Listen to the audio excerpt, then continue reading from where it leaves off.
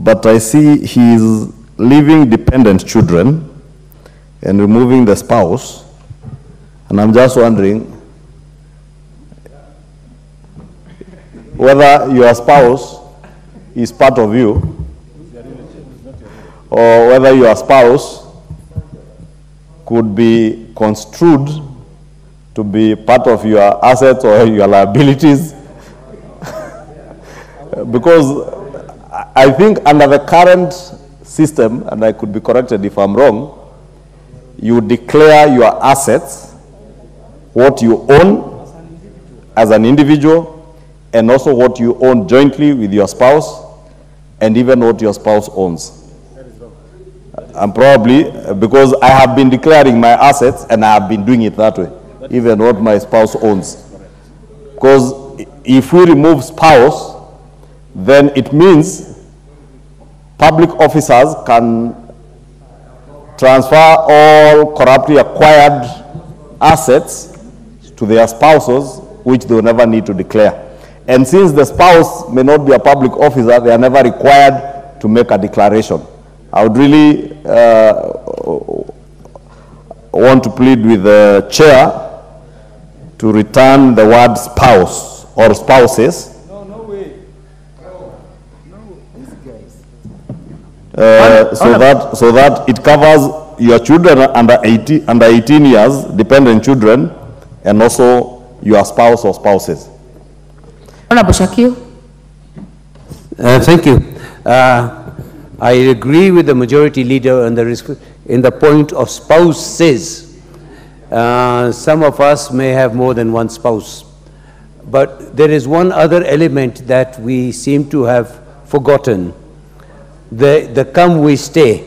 Under the Marriage Act, if you are staying or cohabiting in any way with the alternative sex, especially a woman, she is considered your spouse, or the man is considered your spouse.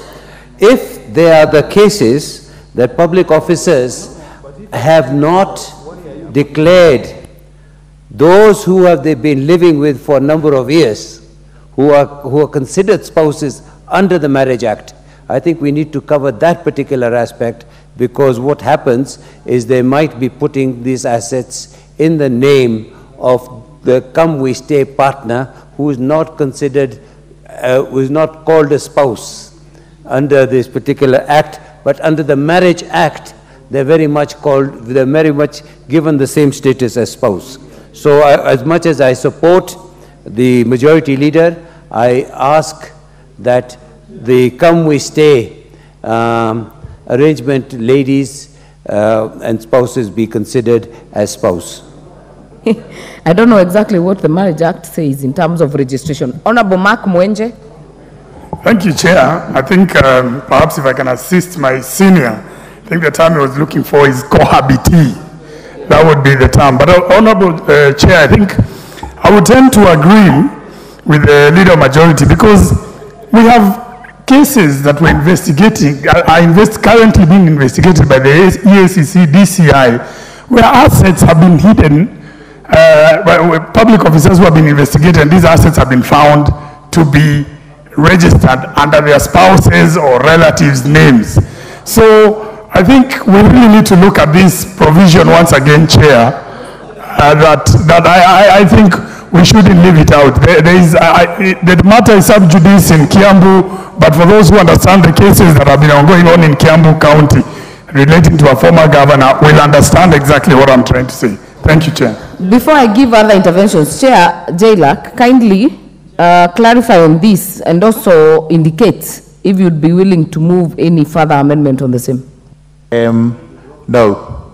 I've listened to the leader of majority, and I've used my own conscience. The truth is, if my wife is not a public officer, she is not going to do the declaration. And therefore, no, she's not going to do any declaration under any of the laws. This law and the leadership and integrity, she will not make any declaration. The net effect is that a corrupt public officer will launder the property through his wife, the spouse, or through the husband, whoever it is. So, in my view, I believe I'm convinced and I wish to drop the proposed amendment.